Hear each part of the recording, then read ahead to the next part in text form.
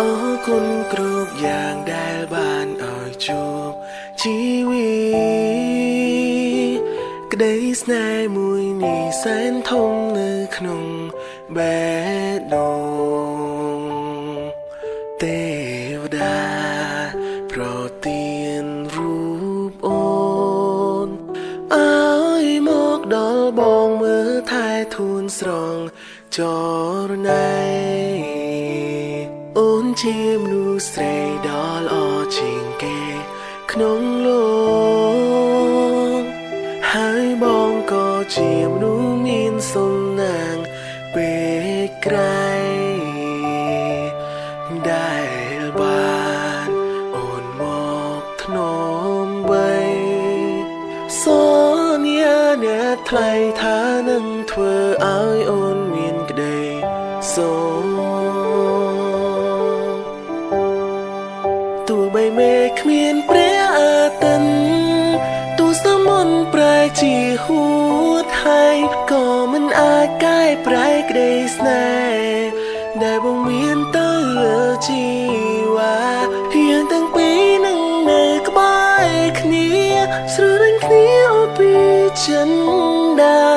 ดังបេះដូងនៅលើហន្តាបញ្ជាងប្រាប់ថាជាស្នេហ៍ដ៏ស្មង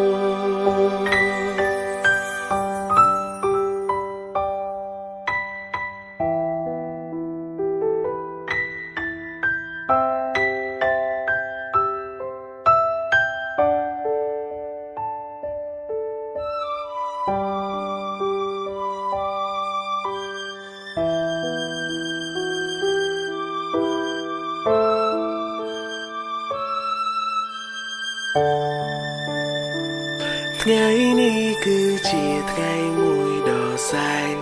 មានន័យជាថ្ងៃដែលបងហើយនឹងរូបស្រី